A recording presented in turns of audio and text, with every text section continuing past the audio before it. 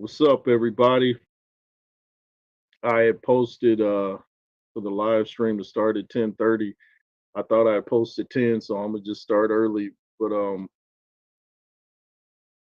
Coach James, or I'm sorry, he doesn't like to be called Coach. My bad. He should be on around 10:15. There's been some interesting developments that have taken place within the last couple hours. I've noticed. Everybody come through. I know I'm starting a little bit early or a lot early, but yeah, it's been some interesting things going on over almost set in Saudi Arabia. What's up with these uh,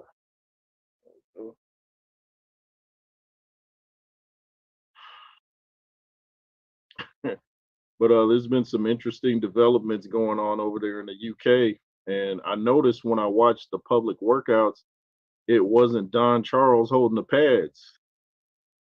APB, where's Don Charles? Um, I saw interesting interviews with Spencer Fearon, and he was dropping bombs. And I want to talk to Mr. Bashir about those bombs because he was putting Daniel Dubois' real trainer on blast.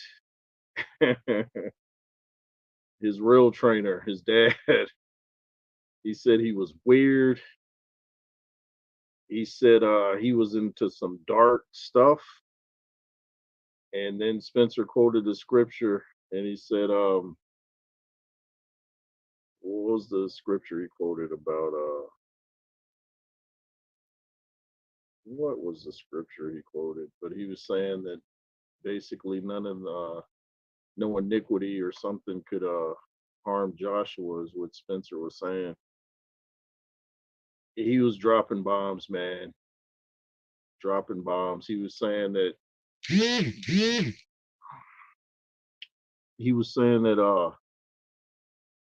Daniel's dad called Spencer Fearon over to his house, and he said he wanted him to get rid of.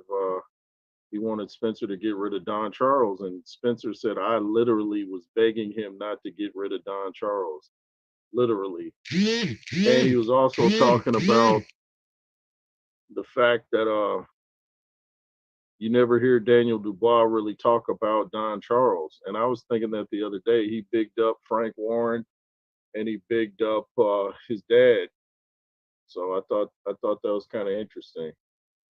Thought that was real interesting. Matter of fact, you don't really have nothing to say about Mr. Charles. So looks like chaos in the corner, and that's something you definitely don't want on the biggest night, biggest fight of your life. You really don't want chaos in your corner.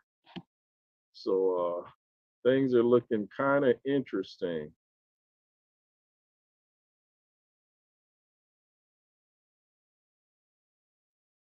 Wait for y'all to come through. Of course, we're waiting for the great trainer, Mr. James Ali Bashir, the right hand man to Emmanuel Stewart, who's pretty much known as the greatest trainer to ever be in pugilism. Emmanuel Stewart, man, class act, man, real class act.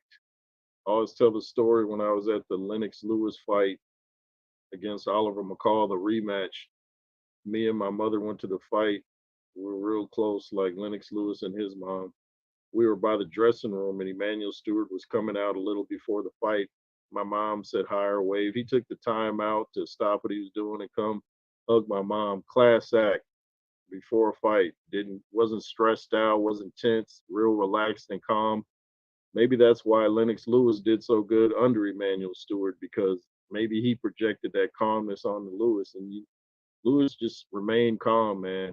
That's one of the things I liked about him so much was his calmness, kind of like a Ivan Drago calmness. You will lose. Hopefully, y'all can hear me all right. I'm using StreamYard right now. not YouTube live. So hopefully everybody can hear me all right. You guys have any questions for Mr. Bashir? Just, of course, type them in the chat, and I will read them to him. But it's just a trip that I don't think anyone has seen Don Charles over there in the UK. And if this is going on, man, it's gonna be an interesting night, man. It's gonna be a real interesting night if we look up and see Daniel Dubois' dad in the corner. But the scripture says a house divided can't stand, and if Don Charles is talking Christianity and Daniel Dubois' dad's talking some dark stuff, that don't mix. That don't mix at all, homie. So they're gonna have to make some decisions within a matter of hours because we're not actually that far from the fight. Tomorrow's the last press conference, and then Friday is the weigh-in. So yeah. What time is it? It's around 10:07. So Mr. Bashir should be with us shortly, y'all. Should be with us shortly. Make sure my sound is up and everything. Yeah, okay. There we go. But I hope everybody's out there having a great day. If you wish to donate to the platform, it's right there laid out on the screen. No excuses. $ JRoos33. Make your donation today. If you can't afford to, no harm, no foul. I understand. Just hope you enjoy the interview. Hope you enjoy the show. Hope you tune in to watch the fights. I'm probably going to go live for that. So you can check me out on here if I do go live. Shout out to all the boxing platforms out there that putting out content that know what they're talking about. Andrew Tucker World, Counterpunch Boxing News, Showbiz the Adult, your boy in the bunker. Um, man, there's so many. Boxing Wave. Let's see. Who else? Who else? Trying to think of my dude's channel from the UK that I brought on here. I don't know how I forgot the name of his channel. But a lot of great platforms out there, man. They keep us informed and keep us abreast of the latest news. I'm just wondering, where is Don Charles? Is there beef brewing? Will this be Don Charles' last time in the corner? I heard, like I said, that Daniel Dubois' dad wanted to get rid of Don Charles after the Usyk fight. He thought he was too busy or not focused or something. And I want to hear Coach James talk about that, or Trainer James Ali Bashir, I should say. I want to hear what he has to say about that because, of course, he was in the corner with Daniel Dubois the night he fought Usyk, and he was Usyk's former trainer back when Usyk was a cruiserweight. So y'all put some respect on Mr. Bashir's name. You know what I mean?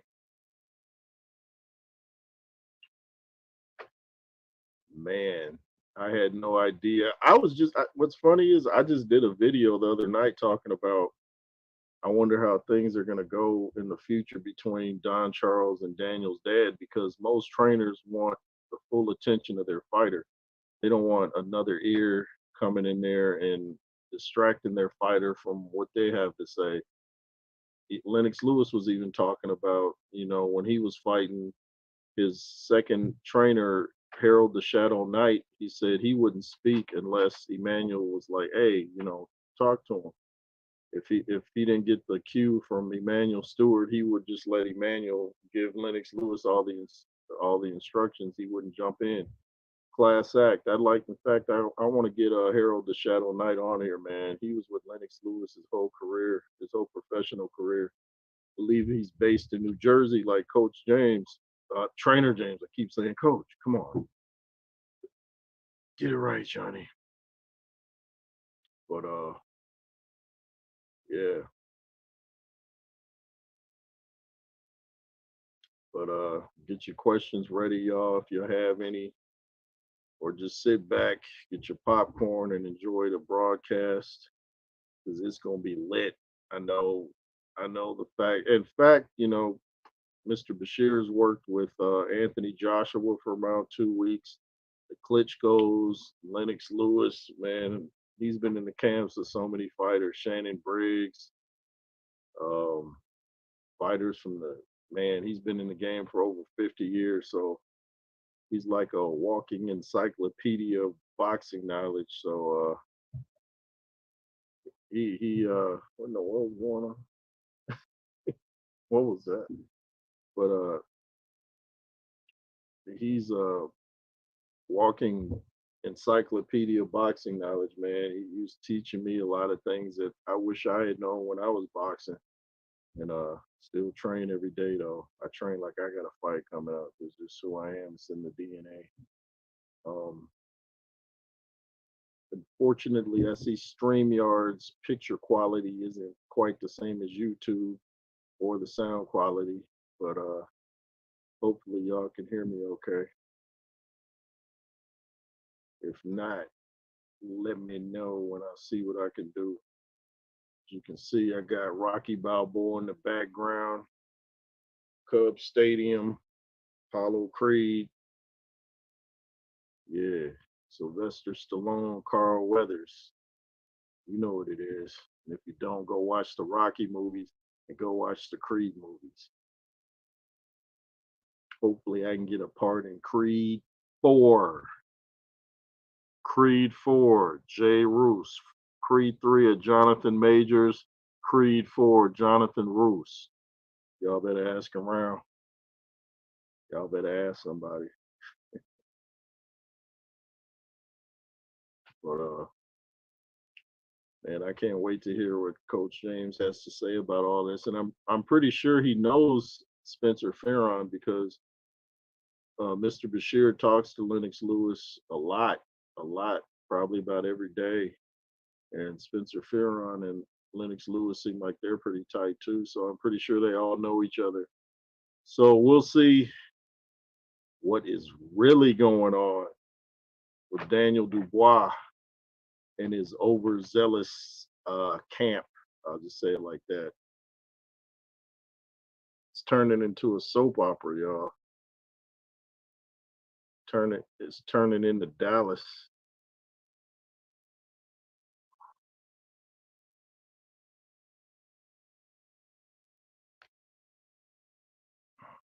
Just trying to see if Mr. Bashir was on yet. Looks like we're still waiting. So everybody come through. Mic check 1 2 1 2. In the place to be. My cash app is $JR00S33. I got lyrics, y'all. Lyrics.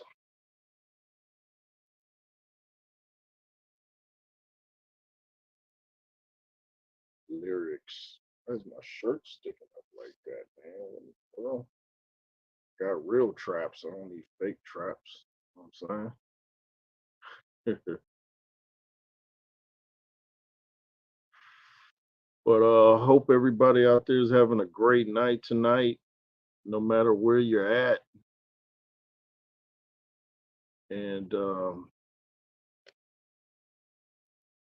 I know it's a little late in the UK.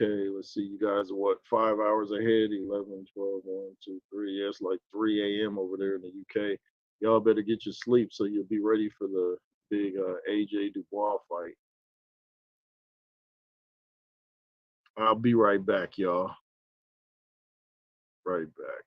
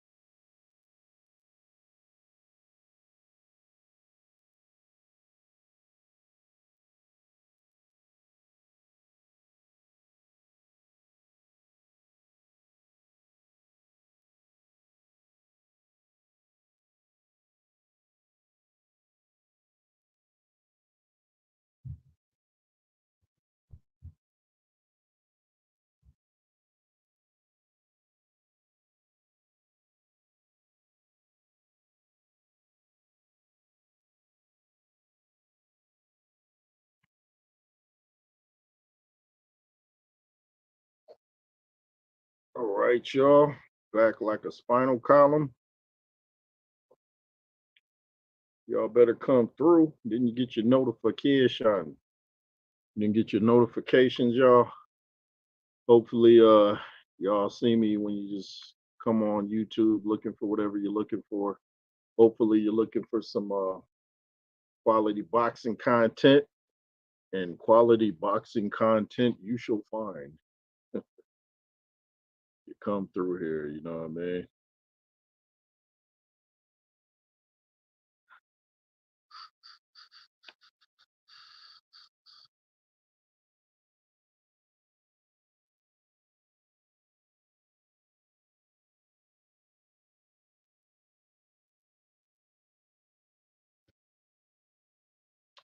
But in case you're just tuning in, we're talking about I'm talking about all the interesting things that seem to be going on right now in the UK regarding Mr. Triple D, Mr.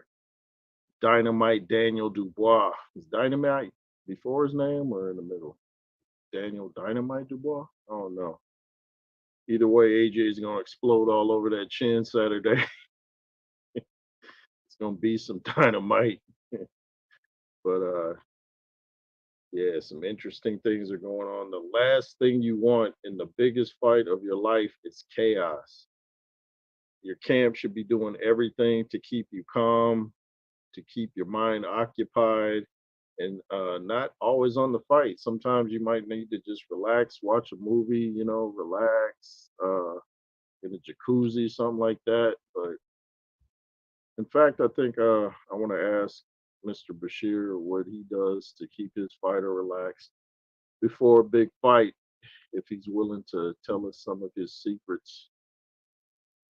And shout out to his fighter that just signed with Frank Warren, Mr.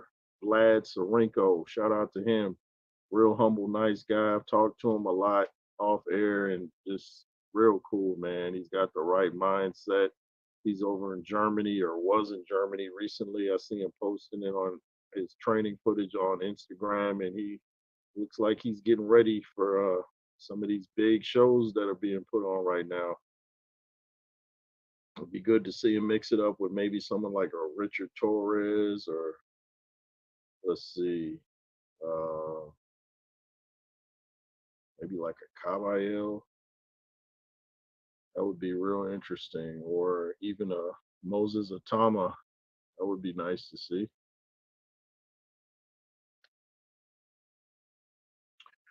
So we're just waiting on Mr. Bashir to come through so we can talk some pugilism, mainly Anthony Joshua and Daniel Dubois. I thought back in '93 that fight between Lennox Lewis and Frank Bruno was huge. This is even bigger than that, man. It's bigger than that, with social media and everything that's around now that wasn't out back in '93. So it's more, electric. Everybody's talking about it, even here in the States. You got people, people you think ain't even into boxing know about this. So yeah. And you're seeing these two fighters when they're at their best too. It's not like the Manny Pacquiao Floyd Mayweather fight where everybody's like, "Man, we wish this fight could have happened like 10 years ago." Nothing like that.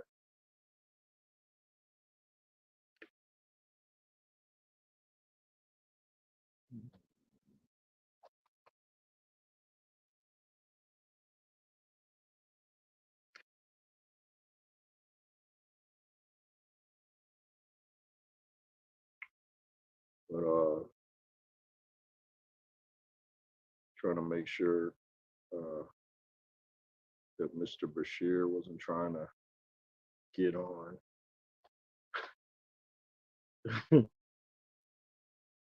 Really.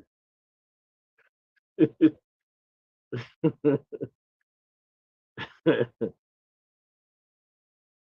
wife has a great sense of humor, man.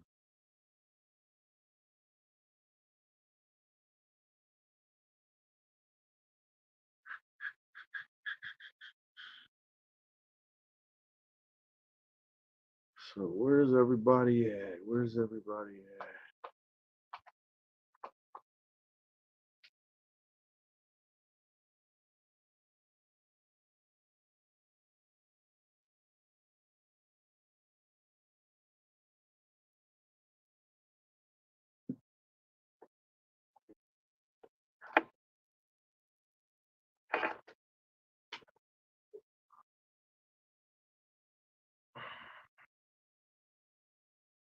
Check again.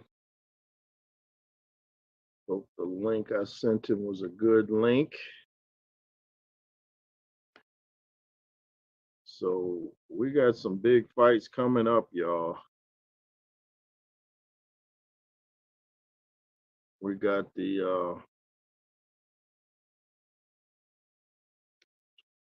course, we got the Usyk Fury 2 in December. In October, we got Wardley Clark Part 2. A lot of sequels. We just had Canelo Berlanga. Wasn't so exciting. But I'm not the biggest Canelo supporter, but at least you know the dude is a hard worker. He's consistent. You never seen him out of shape. The guys that keep winning are the guys that stay in shape. The Anthony Joshua's, the Terrence Crawford's, people like that, the real disciplined guys in the sport.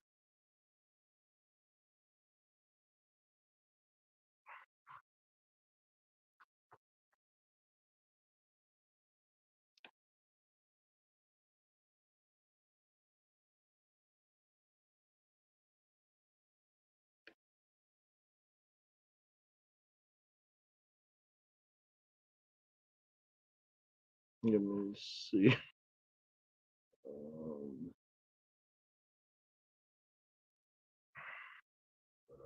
where y'all at? How come nobody's in the chats? What's up with y'all? Y'all sleeping on J. Roos tonight? Is it too late for y'all? Past your bedtime? Well, get up. Like that 50 Cent song. I say, get up. Wake up. Wake your punk tails up. We got some real boxing talk here. Pugilism Planet in effect. Boy, that press conference is gonna say a lot tomorrow.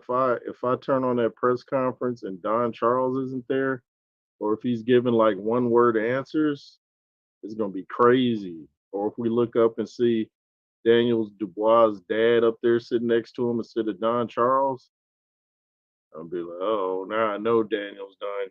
Some might say, well, he only listens to his dad anyway, but yeah, that's still chaos in the corner. Something you don't need. Something you do not need.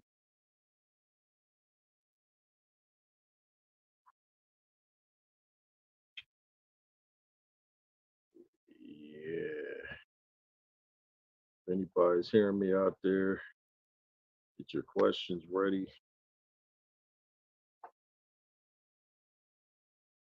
Where's everybody at? Come through. Come on in. Come on in. So I'm not talking to myself. You know, when you talk to yourself, they usually think you're a little bit off. So come through so I'm not talking to myself. You know what I mean? I know a lot of you gonna catch this on the replay. Oh yeah, shout out to my dude. That's what I was trying to think of. Who I've had on Boxing on the Edge. Shout out to him, man. Real cool dude. Knows his stuff. He got hands too. Subscribe to him on or follow him on IG. Shows a lot of good people that he's working with and a lot of good boxing technique and stuff like that. You know what I mean? Why you shake your head? Huh?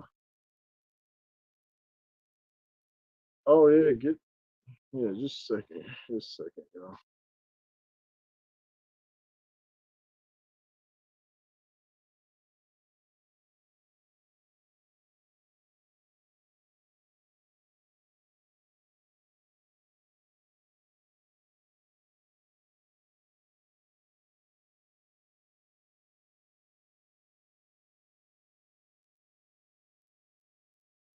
All right, I'm back, y'all.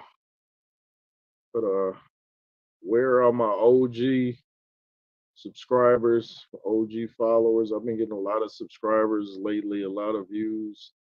A lot of people from the UK appreciate y'all, all the way to Jamaica, Scotland, of course, here in the States. Appreciate every one of you that take time to watch my videos live or pre recorded. You want to follow me on IG, the Instagram is Jonathan Roos 619.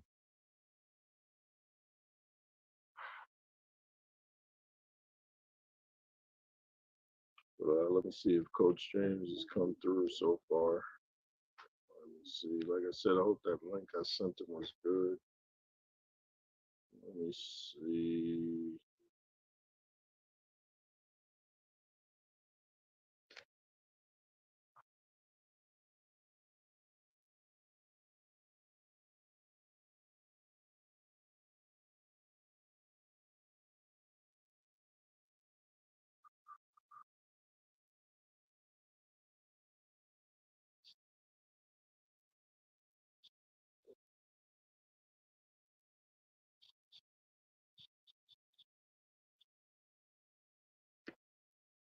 But like I was saying, shout out to all the boxing platforms out there that I watch, though, big to small. Shout out to all of them. Appreciate all of you. Keep me abreast of what's going on in the boxing world, and stuff like that.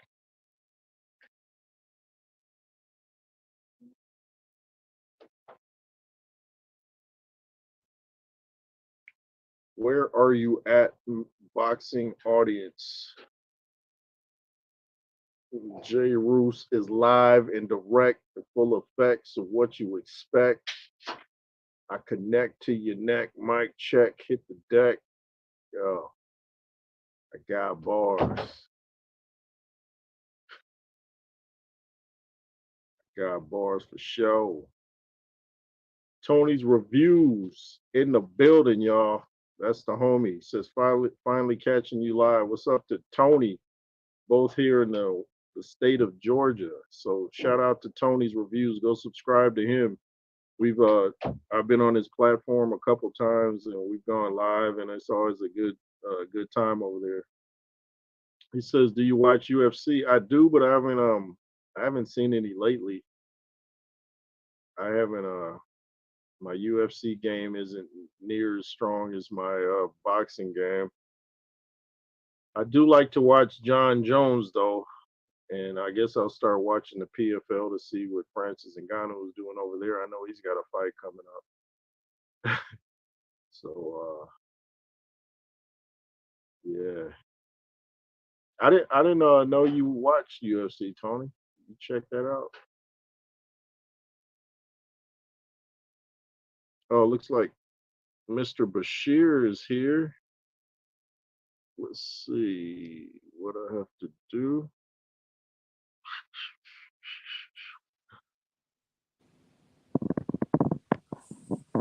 All right.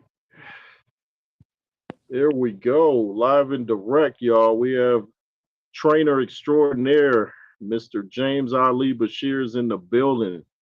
And we're going to talk about all the weird stuff that's been going on within the last couple hours. And yeah, I hear Don Charles is missing in action over there. Have you heard that? No. Yeah, and when they were doing their public workouts. They're like, "Where's Don?" Oh, you said something weird was going on. I thought you were talking about P. Diddy. Oh, well, yeah, that too. Yeah, that too. Yeah. Yeah, this is a strange time, ain't it? Can you hear me okay? What happened to the sound? Can you hear me okay? I can hear you fine. Oh, okay. All right, got you. But yeah, it's a lot going on in that P. Diddy situation. Hey man, Tony says, ain't nothing wrong with having 1,000 bottles of baby oil in a hotel room. Yeah, you hear about that? He got caught with 1,000 bottles of baby oil, man, and lubrication. Like, he wanted to slip aside, stay to the side, and all that greasy kid stuff. oh, that, He yeah. Oh, man. then he said he didn't want to leave home without it. He said he didn't want to leave home without it. Yeah. Yeah, it's not looking good for him, man. I He, heard it's trying to give him life. look, he need baby oil to braid R. Kelly's hair. He said baby oil to braid. Oh man. Yeah, I'm glad I didn't get caught up in the music industry, man. I know it's a lot of people right now like, oh boy. Ooh. Hey, the floor is yours, Mr. Bashir. Talk about whatever you well, first of all, do you know Spencer Fearon personally? No, I don't. You don't? No. Okay. Okay. Who is Spencer? Yeah. Oh, You know who he is though, right? I don't know off the top of my head. No. Oh yeah, he used to be a former fighter in the UK. He's friends with Lennox Lewis. He has a platform on YouTube, and he said Daniel Dubois' dad called him over after the Usyk fight and told him he wanted to get rid of Don Charles.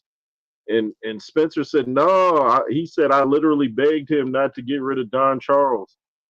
And he said he said he literally called him a weird guy. He said he's into like dark like magic stuff, and he's like, man, he said nothing's gonna work like that against Anthony Joshua, man. Like all the spells and all that. He said he's a weird dude.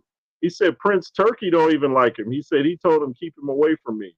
So, what was your experience like with with Daniel's dad? What Well, did very, you? very, very limited. Very limited. You know, I talked to him a couple of times, not in depth, and as it turned out, yeah, he wasn't too favorable of me because when I spoke against, Daniel's less enthusiastic performance against Alexander Usyk. When I spoke my mind about it, the father got upset about it, and I'm a ex-employee, you know. But Wow. but the thing I try to get across to Daniel Dubois' father and anybody else in that camp that would listen, that I'm not there to kiss somebody's ass. I'm there to teach. If you want to accept what I teach, fine. If you don't want to accept, fine. But I'm still going to be who I am, I'm not nobody's yes man. I'm not going to do that. I told him what I thought. I spoke about what I thought happened.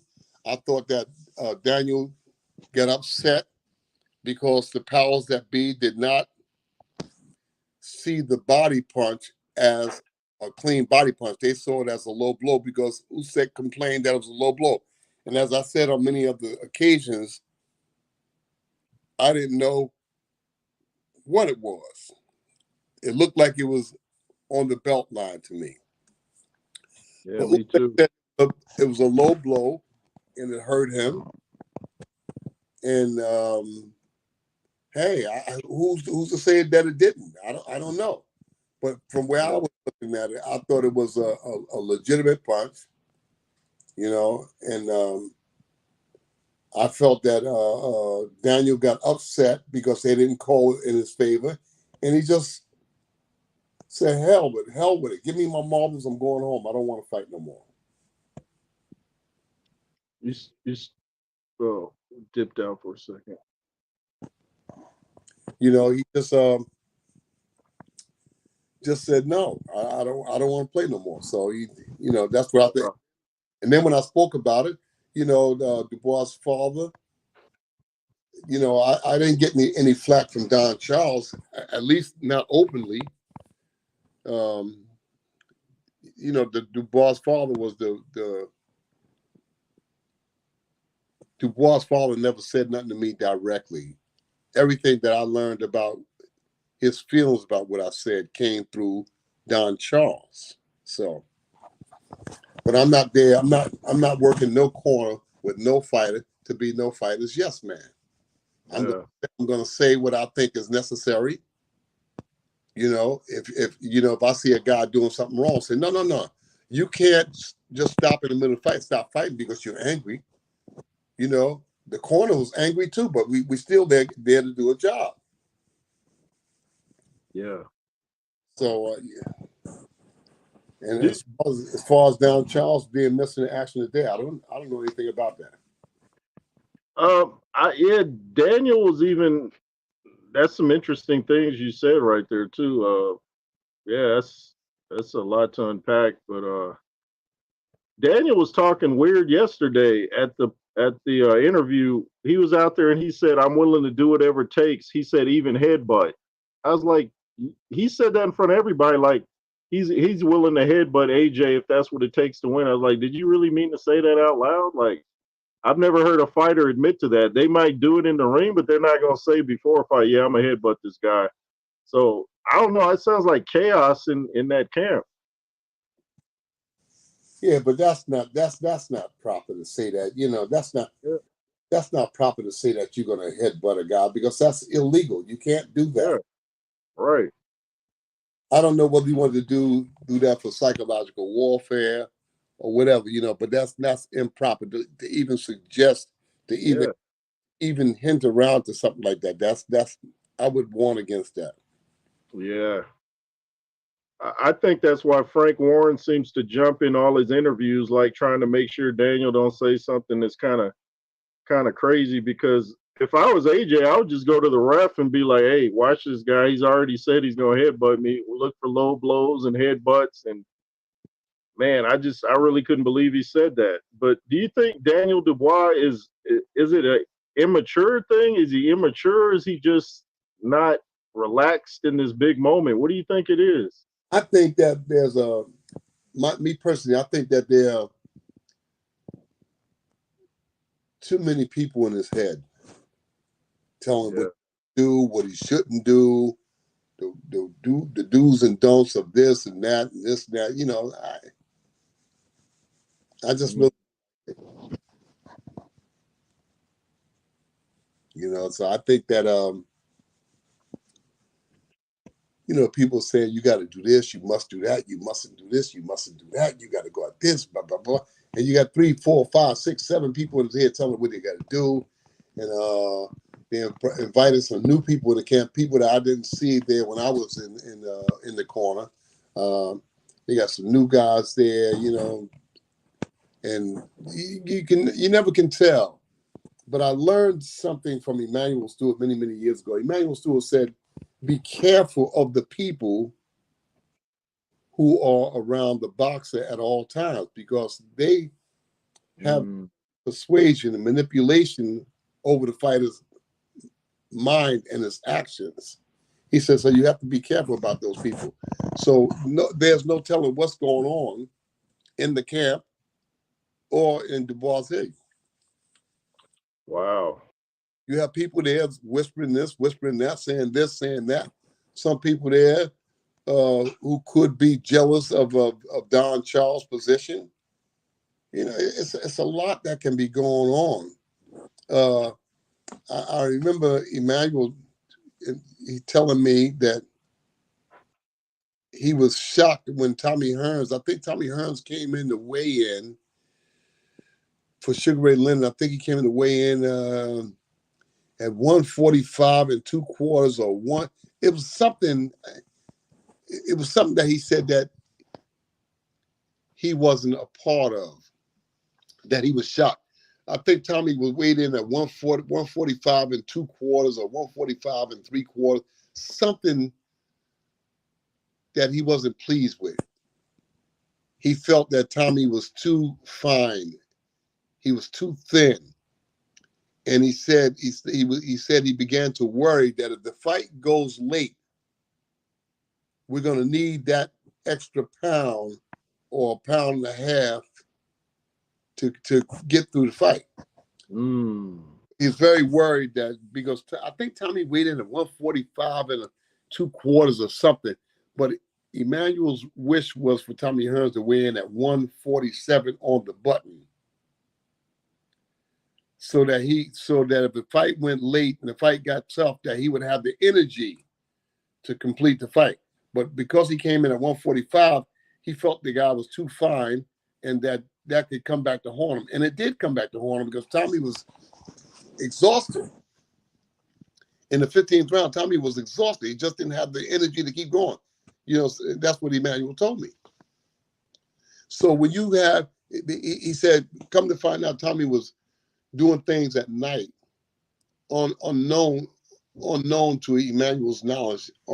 He was unknown that Tommy was running at night, doing extra stuff at night, and Emmanuel had no idea that he was doing that. But there were people around Tommy telling him to do it, influencing him.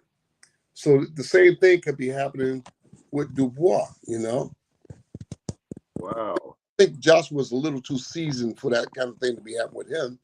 But when you got a lot of people around him, when you don't have control of the fighter, when I say control, I mean his surroundings. When I take Vlad Sarenko to a fight, I make sure that Josh is just me and Vlad Sarenko. All right? All the time. I'm talking to him day and night. I talk to him before he goes to bed. As soon as he wakes up, I'm talking to him because I want to make sure that nobody else is influencing his thinking. Yeah, that makes sense. Yeah, it makes sense. Yeah. Because a lot can go on between now and Saturday evening. All right? Yeah. You don't want a lot of people influencing the fighter. You don't want a lot of people getting in the fighter's head. I learned that there from most of all from Emmanuel Stewart. I mean, I worked with guys, Tommy Parks, Lee Black, Sam Solomon.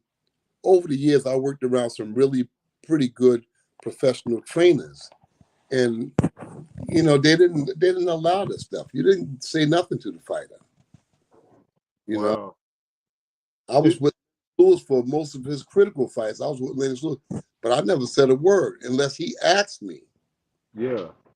If Lennox asked me something, then I said something. But if I wasn't asked, I never said nothing because I didn't want to get on Emmanuel's bad side. If I'm his aide, then I'm his aide. I'm going to do exactly what he asks me to do. Now, these hot shot coaches or trainers or whatever they want to call themselves, they don't want to be patient. They want to get right in the driver's seat. I know what I'm doing. I've been, I blah, blah, blah, blah, blah, and they don't want to be patient. They don't want to learn. They don't want. I get it. They're interested in their own agenda. They be the ones in the driver's seat to say, "Hey, this is me," and they want to push their name. They want to push themselves off as great trainers. But the first thing to being a great trainer is to listen, to follow, to understand, to study. And these guys now they're so fast to the draw they can't study because they want to driver's seat. And most of them, when I say most of them, I mean 91% of them, 95% of them don't know what they're doing. They're just guessing. So somebody could be in Dubois' head, telling him that it's all right to say some dumb shit like, "I'll use my head out to butt him." Did he say that? Yeah. Yeah, he actually said that, man. He actually said that. Counterpunch Boxing News broke it, and he was looking disgusted. I did a video about it, and yeah, I mean, what you were saying about Lennox Lewis just did an interview I saw last night, and he said Harold the Shadow Knight would never speak to him in the corner unless Emmanuel told him to say something. So he was just confirming what you said. And I think it's like you said, Daniel's got too many people whispering in his ear. The fact that he felt it was okay to say he's willing to headbutt AJ, I mean, somebody should have reeled him in and told him, "Hey, man, like, come on, dude." I couldn't believe you said it. All of the time that Harold Knight was in that corner with Emmanuel, I was in those camps. I was right there with them. Yeah. I was right there with them, you know. Yeah. And Harold Knight was a studious. He was a very studious guy, and he was a hell of a fighter too. Yeah, he was. Harold Knight could box. You know, he was a tough guy. He's Harold, from Jersey like you, right? New Jersey? yeah, he's from Plainfield, New Jersey. He's about not even an hour away from me. He's about 45 minutes away from me. He's in Plainfield, Okay. and he could fight. He could fight. Wow. He could fight, man. He could fight. I always liked him. He lost a 15-round decision boxing Rocky Lockridge, you know? Oh, really? Yeah, he lost a 15-round decision. The Harold Knight lost a 15-round decision to Rocky Lockridge. Oh, I didn't know that. That was his last fight. Wow. 15 Last rounds. fight. And that was a good, go to YouTube. It's got to be there. Yeah, I was just thinking I need to pull up some of his fights. I know he was working with Dillian White a couple years ago. Sometimes, sometimes you can't, me, myself, I can't work with every fighter. Right. I'll try to have input, but I'll know right away whether my input is being taken for granted or taken to heart. I'll pick right up on it, you know. I don't like Yeah. Most trainers are going there just to get paid money. Everybody likes money, but if the fighter's not listening to me, if the fighter doesn't respect me, then I want to go.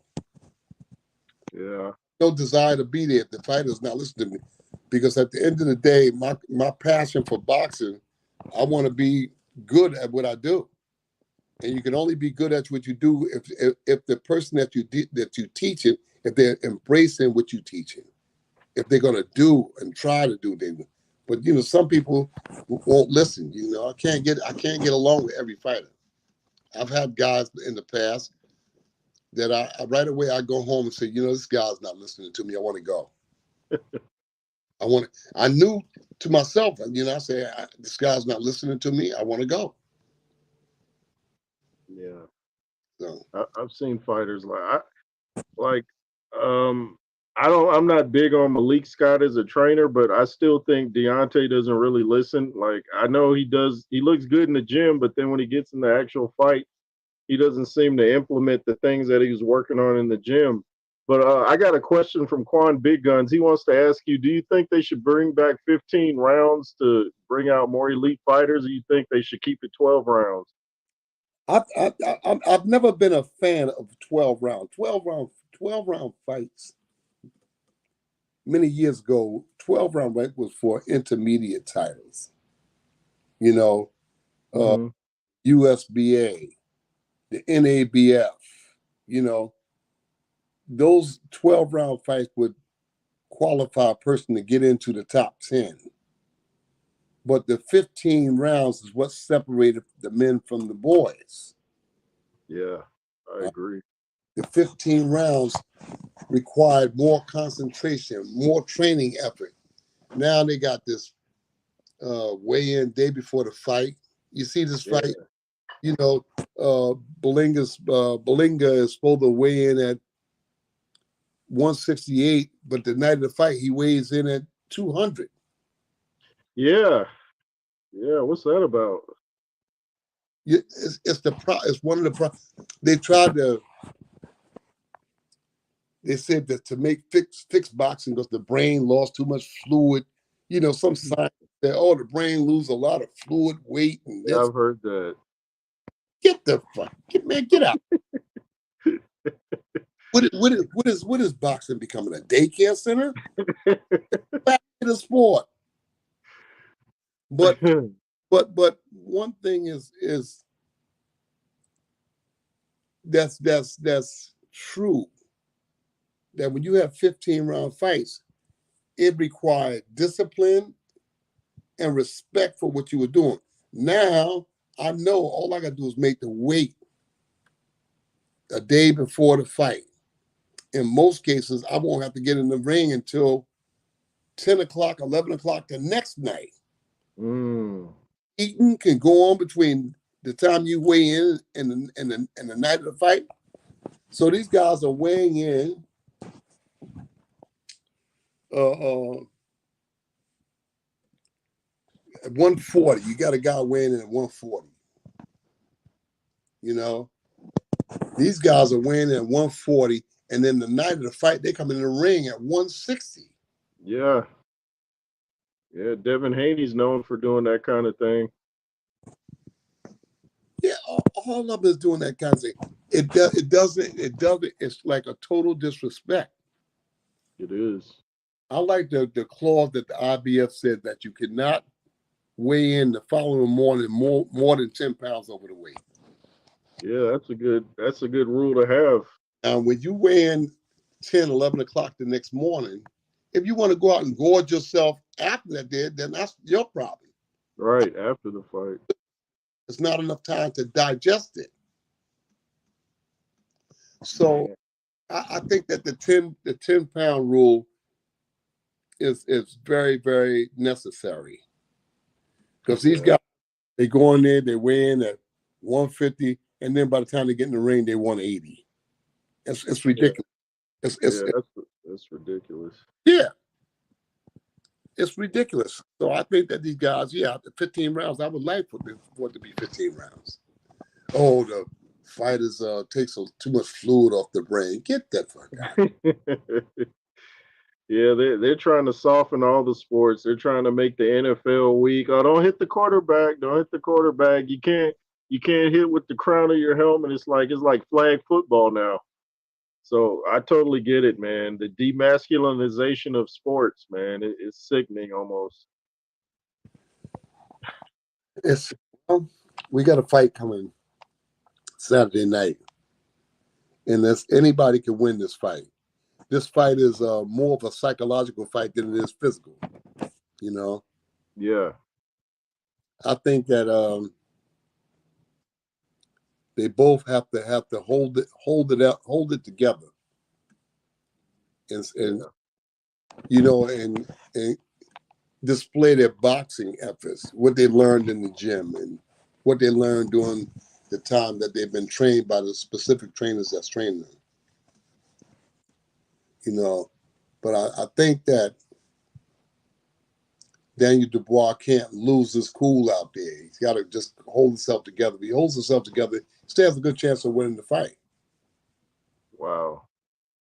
You know, And you've worked in both camps with AJ and Dubois. Who do you think is the harder puncher? Who do you think uh, is you it know, AJ or who has the better jab? Is it Dubois? Because I keep hearing Dubois has a stronger jab than we all thought. these are big guys and they can punch. Both of these guys can punch. Yeah. Both of them has a good jab, but both of them are pretty good boxers. This is a pick 'em. This is a 50-50 fight. I will say that I believe that whoever gets hurt in this fight, they won't survive. They'll be out of there. I think it's a 6-round fight. I think no more than 7, but it's I mostly believe that it's a 6-round fight. I think that whoever gets clipped by the other, the one who does the initial clipping, will win the fight.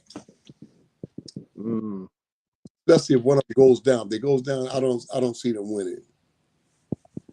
Yeah, I noticed when Daniel Dubois quit against Usyk, he quit from a jab, but it was to that eye that he had got fractured against Joe Joyce. So if I was AJ, man, I would just keep targeting that eye and see what happens. He might, Like you I know, said, didn't take the punch, but from where I was looking at and the times I viewed it on the internet, it just looked like the punch should not have hurt a guy yeah, training camp. right. He was just angry, mad. I don't want to play no more. I want to give me my marbles. I'm going home. Yeah, he got frustrated. Yeah, that's what I believe happened. Yeah, that's the thing. I want to see if he can keep his composure under the lights. I mean, we got 96,000 people, and he's acting a bit out of character because he's kind of a quiet, shy type, kind of childlike. A lot of people say he's not that intelligent. It's not that he's not intelligent. He's just kind of innocent, like. But I just want to see if he can I don't keep know. his composure, like you say. I don't get that from Daniel Dubois that he's not intelligent. Yeah, I don't either. I don't Both either. both of these guys are intelligent. Yeah, And yeah, I don't get that either. I've sat, I've sat with Daniel Dubois. A couple of times we did dinner together where it was just he and I. And I find him to be a very intelligent guy, Yeah, you know, very intelligent guy, very cool, calm guy. yeah, I don't get that. I don't get he's not intelligent at all. yeah. I don't get that either. He's just kind of shyish. And I wonder. he Oh, can, go ahead. I'm sorry. and he can punch, Yeah, yeah, he can definitely punch. I, so I wanted to ask you, did you catch the face off between him and AJ when they almost got into it at the table? yeah, but I don't put much stock in that there. Yeah, Simplest player, emotions get involved. I don't put much stock in that. yeah, because AJ wanted to point out, he said, apparently you knocked my lights out in sparring. And Daniel said, well, he didn't want to talk about it. But then if you go to other interviews, he's like, yeah, it's true. I did drop him in sparring. So I just thought it was odd that when AJ's there, he didn't want to talk about it. But when AJ's not there, it's like, yeah, I did it. But, you know, sparring is sparring. But I just thought that was interesting how, you know, and plus he went to Brazil and AJ was like, what was you doing in Brazil? I was like, stay out of Brazil before fights, Daniel. You don't want to be we know what goes on in Brazil. but but Daniel's like a disciplined guy though. You've never seen him out of shape though, right? No, he's never out of shape. I've never seen. Yeah. I was in a training camp with him, and he did damn good. He's boxing 3 or 4 guys in a sparring session. Each time Wow. he was in this sparring 3 or 4 different guys. This guy 3 rounds, that guy 4 rounds, and this guy 5 rounds, and I thought that was admirable, for him to do that. Wow. Sort of like Vladimir Klitschko. Vladimir Klitschko would box 6 or 7 guys. Wow. Some 5 rounds, some 3 rounds, some 2 rounds, some back 5 rounds. And Vladimir Klitschko would be boxing 12 and 15 rounds. 12. Wow. Yeah, in one session. Oh. Deontay Yeah. Deontay Wilder, Dillian White, Jarrell Miller, all of those guys. Anthony Joshua, Oh my goodness. those guys were in Vladimir Klitschko's training camp. Vladimir Klitschko, his concept of getting in shape is to bring the best boxers in this camp that money can buy. Yeah, that's quite a lineup. Yeah, they were all there at one time. Wow. At one time. And I know Klitschko was holding his own, huh? Look, he was the one that invited him there. Oh. So he wasn't trying to shy away from hard work. He was looking for hard work. Yeah. Yeah. What did you think of the Hergovich Dubois fight? I know Daniel got hit with a lot of rights and he was headbutting Hergovich quite a bit, but what did you think of that fight with Hergovich? Well, I think that Daniel will be wise to go back and observe that fight, observe it, and try not to do that same thing with Anthony Joshua, because Anthony Joshua is a much harder puncher than Philip Hergovich. Right, that's what I said. So he should try to avoid getting hit like that by Anthony Joshua. Because if he gets hit like that from Anthony Joshua, that cleanly, that often, as the Jamaicans say, income soon, man. Absolutely. I'm noticing Don Charles said he's working on his defense to block the right, but when I watch the public workouts, I still see his elbows way apart like this. I'm like, why does he keep his elbows? He doesn't keep them tucked. They're just always wide apart. I'm like, he's open for uppercuts. I'm like, that defense is about bad as Joe Joyce's. I'm like, that ain't gonna work, man. Well, time will tell. The clock is ticking. The clock is ticking. Yeah. You Yeah, know, if Don Charles ain't at that press conference tomorrow and we see Daniel Dubois' dad up there, because his dad never gives him technical advice. He's just like, yeah, come on, son, you can do it. But he's not really giving him any technical advice like AJ's going to be getting from Ben Davison. So if his dad's in the corner, it's wow. What do you think will happen to Dubois if Don Charles isn't present the night of the fight? I think it's going to afflict him. Me too. I think I'm not even. I'm not going to. I'm not going to even think about that. That he's not going to be there the night of the fight.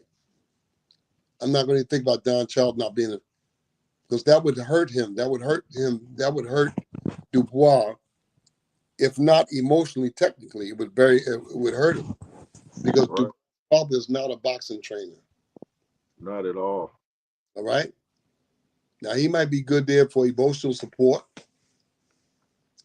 but I wouldn't have him in no corner, especially in a fight of this magnitude, giving any advice. No, you got to have a professional in there. Absolutely. That's just the way I see it, in my opinion. Now look, Danny Dubois' father might go out there and they might be able to pull it off, but that still doesn't make me comfortable going forth in other fights. Yeah, 100%. Yeah.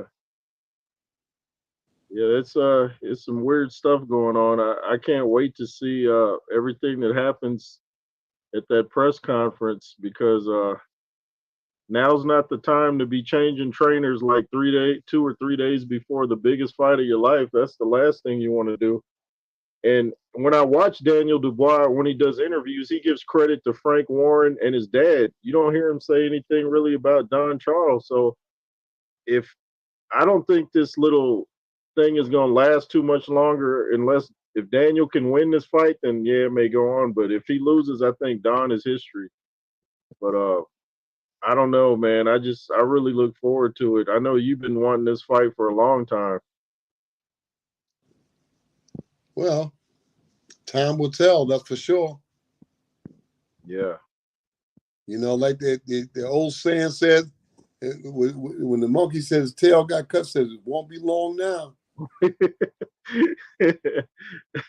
had a relative used to say that won't be long now. Oh man. So is Vlad Sarenko still in Germany, or is he back in the States? Vlad is in Germany. Vlad Sarenko will be in the United States this weekend, and we will move into our first fight together on this new contract. Wow. And fight on the first of October, and then we're gonna look forward to going into Saudi Arabia in December for our second tenure with this new. Wow. Well, congratulations to both of you, man. You guys deserve it. You guys really deserve it. I can hardly wait to see you guys over there in Saudi Arabia. Work, you get what your hand called for. We worked to get the 21-0. 21-0 is not easy to amass, It isn't. Criticize guys, say, well, who do you fight? This and that, this and that. But they got the 21-0. If you knocked out 21 cab drivers, if we knocked out 21, we knocked them out. Yeah, that's not easy to do. It's not easy to do. So Vlad Sarenko is my man. I'm looking to see him in the driver's seat against any one of these guys. Anthony Joshua, Daniel Dubois, anybody they want to put in there with Blachowicz, he's ready to box now. And he sparred with them, right? He sparred with Daniel, right? Yeah, he sparred with Daniel Dubois before. Wow, how did that go? It's boxing. It's a sparring camp. And Yeah. Alexander Povetkin in the same camp. Oh, Povetkin too, huh? Yeah, Povetkin too. Joe Joyce too. Oh, wow. Joker, Joe Joyce, Povetkin, Vlad boxed them all. Vladimir Klitschko, Alexander Usyk, Vlad Sarenko boxed them all. Vlad Sarenko boxed them all. All right. That's an impressive resume. Speaking of other fighters, what do you think of this new Moses Atama, the 19-year-old that they say wants to beat Mike Tyson's record as the youngest heavyweight champion? He's over in the UK. Do you know much about him? I saw him. He looks like he could be a threat. He's a big guy though, right? He's like 6'3", 220ish or 230. He's not one of these giant heavyweights. He's 6'3"? Yeah. Send me some information on him when we get off the air. Okay. Yeah, I will. I thought he was bigger than 6'3". No, he's not. He's not one of these real big guys, but he's trained by Ben Davison, and he's sparred with Dubois and AJ, and he's over there right now in the UK for this fight. So he's not one of these giant heavyweights, but he's pretty good. I thought 19 years old. How old is he? 19. 19. Yeah, Yes. real young. Take a look at him. Yeah, I'll send you some videos. Yeah, and who he signed with? He's with Frank Warren, and he's trained by Ben Davison. Yeah, okay. Yeah, because he picked AJ, and when Frank Warren was right there, he's like, like I'm not trying to cause any beef, but I got AJ. He sparred with both of them, so yeah, he looks like a promising heavyweight coming up. Like, do you know anything about Richard Torres Jr. from California, the heavyweight? Torres, he looks like a monster. Yeah, he's real fast. He comes to fight. Yeah, I like him. The heavyweight division is shaping up, you know. Yeah. It's shaping up, man. Yeah. You know, whoever gets in there, you just gotta be ready to fight. You gotta be ready to let them go. Yeah. Paying the dollars, so you gotta go out there and do the best you can. Because Richard and this new guy Moses that you just told me about. Yeah. Two guys. And this other guy that's on the knockout streak. What's his name? Start with a K? Heavyweight? Heavyweight. Start with a K. What is his name? Knocked the big guy, the big Russian guy out, knocked him out. Oh yeah, you're talking about Caballero. Yeah, I think he's really good. And he knocked out the Cuban guy. Yeah, he knocked out man, I can't think of anybody's name. I know Frank Sanchez. Frank Sanchez knocked out Sanchez and the Russian. So he's in the mix. These guys, heavyweight division is shaping up. These guys are coming for the good. They're coming for it. Tony's review says he likes Torres, but he thinks he's really small, for today's division. He's about, 6'2", 220-ish. He's really fast, though. It's kind of like a Mike Tyson type. Look, I like him. I like him because one thing about the guy like Torres is you always know that something's going to happen. Yeah. And it's not going to happen later on. It's going to happen within the first 3 rounds. Yeah. Yeah.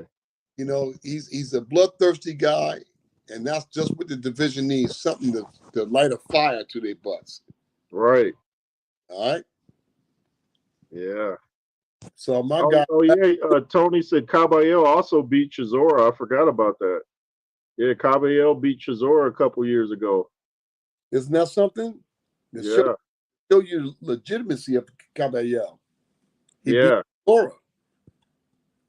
That's a good win, beating Chisora. Yeah. That's not easy to do. I like Caballo's body work too. He throws a lot of good body shots. Oh, Quan wanted me to ask you, what do you think of uh Clark versus Wardley Part Two? The first fight was great, real bloody, man. What do you think of the Very next fight? interesting fight. Very interesting fight, and I'll be watching that fight with a trained eye. You know, this is. I told you the heavyweight division is. They've set fire to it. They're coming back. Yeah. The heavyweight division is on fire. Absolutely. All right. If you're shucking and jiving, you should go out and get and get a cool glass of water and sit on the front porch. This thing is on fire now. Yeah, I agree. Who do you like in the rematch between Wardley and Clark? That's next month. Who do you think is going to win the rematch? Thought that was on this card here. No, it's in October. I wish it was on the it should be on this. It should be a co-main event. It's in London. No, actually, it isn't. I think it's in Saudi Arabia, because they say the people in the UK are mad that it's not there like the first fight. When is that? December? That's in October. We got Usyk and Fury in December. Mm.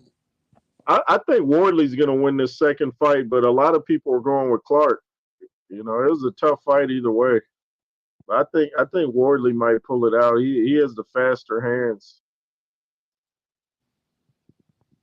Vlasarenko's right in the mix. He got his work cut out for him. He's got to get ready. He's got to get mentally and physically ready to fight, because that division is on fire, man. Yes. It's like the '90s all over again. I mean, they got some good heavyweights that's coming now, and that division is on fire. Yes. Yeah. And Prince Turkey's he's giving out big bucks for these fights too. So you and Vlad are coming along at the right time, man. Yeah, and I'm not. Everybody needs money, but I'm more interested in the competition. Right. I'm putting my heart and soul into Vlasarenko to take him to the heavyweight championship. If I can go and win the heavyweight championship with Vlasarenko, then that'll be like heaven for me. To have worked with so many heavyweight champions in my lifetime, if I can just push this man to the heavyweight championship, that'll be like heaven for me. I can imagine. I mean, he's got the discipline to do it. He's got the fast hands. He's a big guy. He's got you in his corner.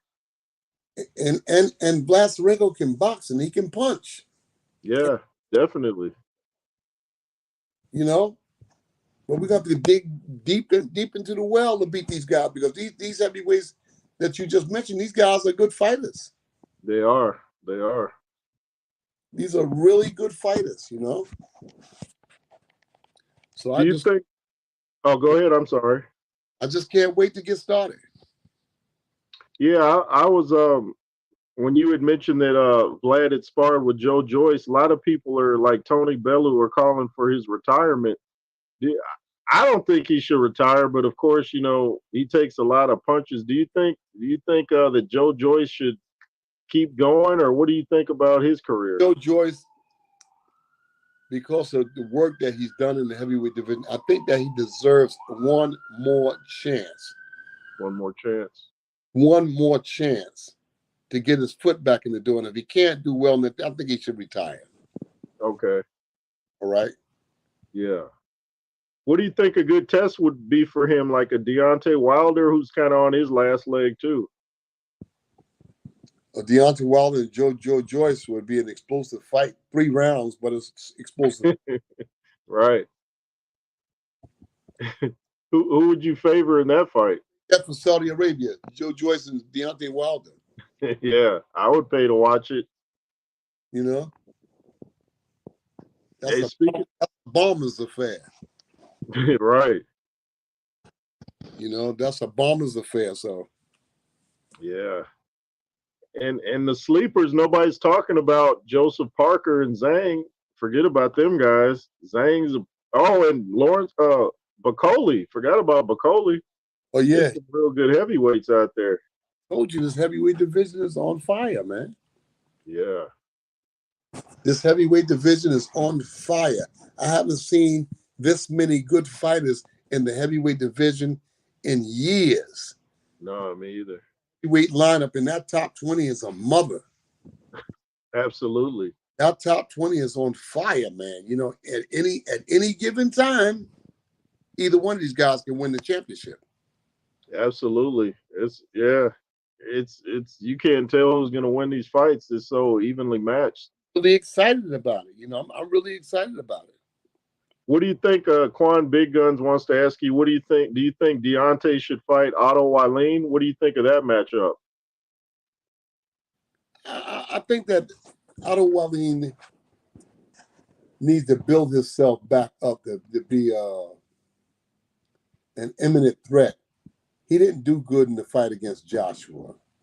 Right. So he needs to get back in the mix and have some competitive battles to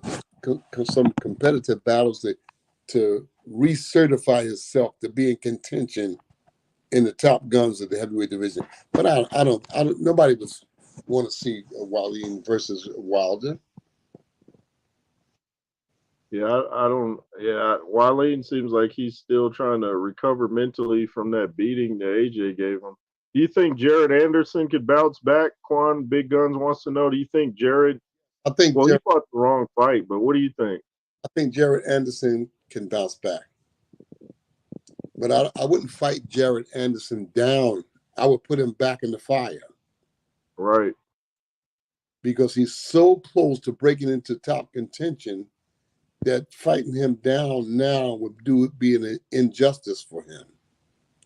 So I would say, hey, you lost the fight to a good fighter. Now let's go back and fight another good fighter. But I wouldn't go back and take a soft touch because that No, not at all. it would only be an injustice to him. Yeah. You got to put him in the fire where he's got to be tested and then go. Yeah, I feel the same way. Have you ever been in any sparring sessions? Have you ever seen Bacoli spar? Because he claims to have stopped Usyk with a body shot in sparring that Usyk says didn't happen.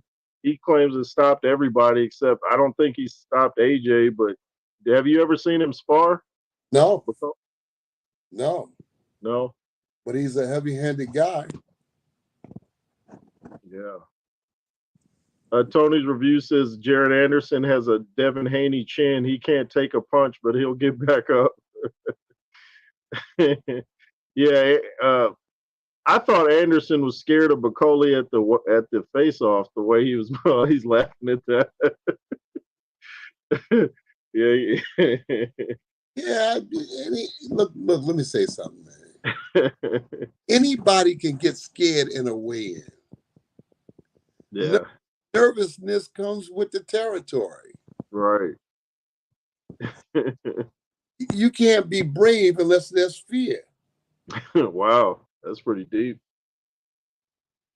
How can somebody say they was brave unless they was fearful? Man, that's a good point. So, I mean, fear comes, it's what you do, how you handle the fear. That's what makes you this or that. Yeah, It's what you do after you've been, if you get scared and you handle the fear and come through in shining colors, I'm sure all of these guys get nervous at some point. I mean, you're getting ready to go into a battle where somebody's going to be trying to do you bodily harm. So, yeah, nervousness is part of the territory. I agree. Thanks for coming through, Tony. Shout out to you. But yeah, nervousness is part of the territory. You just got to have your poker face on, huh? It's part of the landscape. Yeah. It's part of the landscape. Somebody say, man, you scared of me, right? I'll say, yeah, I'm scared of you. Yeah, hell yeah, I'm scared of you. But I'm a fight. Yeah. You know? Yeah, I'm a little scared.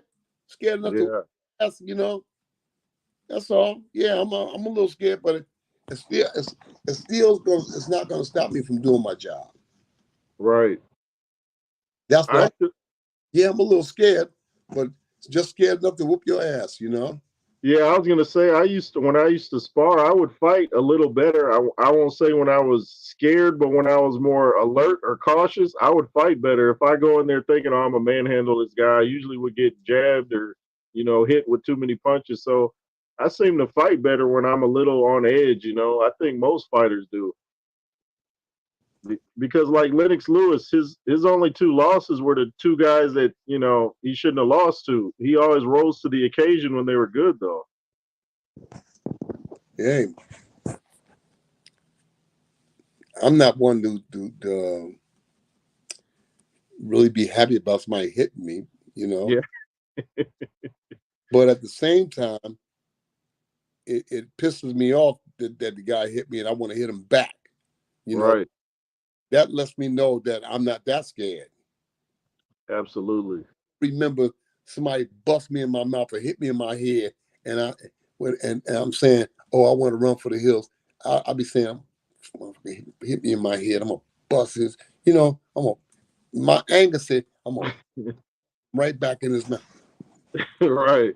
That mom made me say, "What kind of fear is this here?" You know, that make me want. I want to fight. That's a warrior's mentality. Look, you got to fight. If you're not going to fight, then go get a job. Right. Ain't nobody making you fight. Yeah.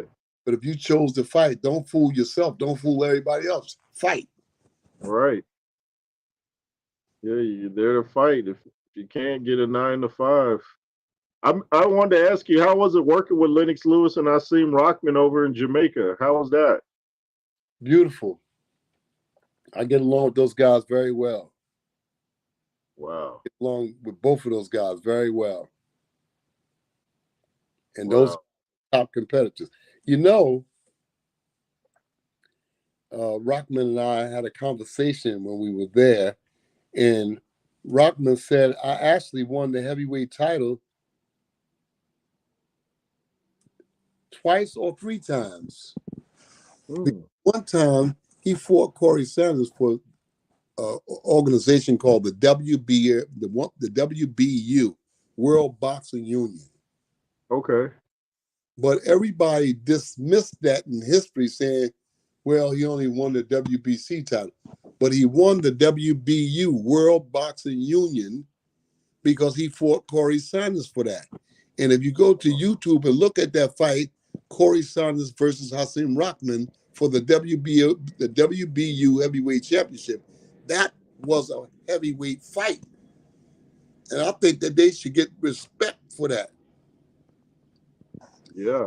It was called the World Boxing Union. Go look at that fight. Go look I at think that. I remember the WBU actually. The WBU, I remember it because the WBU, Yeah. Ricky Hatton won the WBU too. Ricky Hatton. Yep, Wow. WBU. But that fight Uh, between Austin Rockman and Corey Sanders was a hell of a fight. And they now should there were two Corey Sanders. Do you mean the African American Corey Sanders have or South African. okay, South African Corey? Okay. But that was a vicious heavyweight fight. Wow. Go Man, watch I'm gonna have to watch that. that fight tonight. And I guarantee it'll be just like the first time you saw it. I don't even remember them fighting, so I'm gonna have to pull that up tonight.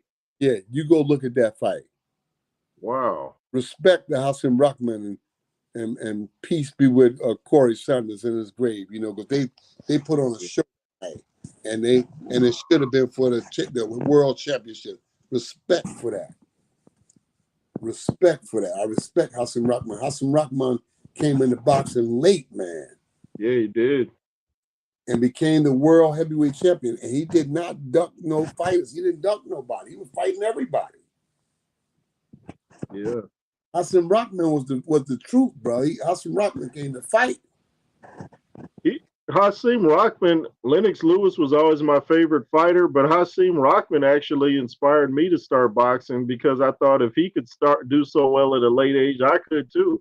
So he actually inspired me to, actually get in the ring. And So just yeah, he's a tough guy. all right, I gotta go to the gym in the morning. It's been Oh, okay. Well, it's been nice. Have a good one, man. Appreciate you. yes, man. Look, we're gonna talk again before the fight comes. Right. Daniel Dubois, Anthony Joshua, I salute. Do your best out there, man. Y'all guys gonna go at it. I'm gonna be right there. This is a fight. This is a heck of a fight. Yeah, get your popcorn ready for that. Peace, brother. Peace. Okay. Have a good one. All right. Yo, y'all. That was a great talking to trainer James Ali Bashir. Uh, he's just an encyclopedia of boxing knowledge. Like I said, it's always great to have him on and chop it up. Quan Big Gun, sorry I didn't get to yours. Says fantasy fight Rockman versus Dubois. Ooh, that's a tough one, but I think I got Rockman, man. I think Hasim might be. Hasim had a pretty long reach to only be 6'2", man. He had a long reach. I think that's why. I think that's why Lewis thought he was out of range when he got knocked out by Rockman. I think he thought he was back far enough, and Rockman caught him. But I gotta get Mr. James Bashir back on. Yeah, it is good to hear from Mr. Bashir. Shout out to Tony's reviews and everybody that came through. And for those that didn't, you can catch it on the replay. And I'm gonna put out a video after this about what's going on in the Daniel Dubois camp and the Spencer Fearon position and all this. And y'all might want to check for that. And I probably definitely do a video tomorrow about the press conference because I know that's gonna be interesting now. But you made some great comments and had some great questions, Quan. Keep them coming. And if you guys want to ask more questions, hit me up on Instagram. It's Jonathan Roos 619, JONATHAN. And as you can see, the Cash App in big letters there. If you guys want to donate to the platform, appreciate all y'all. Make sure to hit that thumbs up, share, LSR forever, and be fearless. Yay.